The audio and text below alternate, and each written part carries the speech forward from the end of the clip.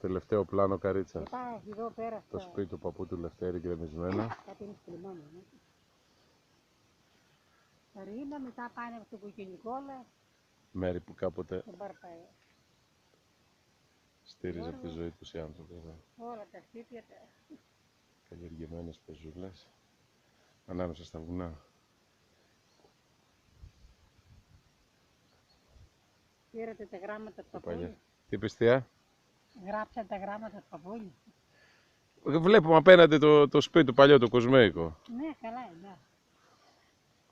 Λέω στην εκκλησία, λέω. Θα ξέρουμε τουλάχιστον να θα ερχόμαστε με τα παιδιά μας να λέμε ποιο ήταν το σπίτι του παππούλη. Αφού έγινε χάλι εδώ πάνω. Φαντάσου τη μάνα με εδώ 1 χρονών έκατσε εκεί πέρα σε χειμώνα το 26.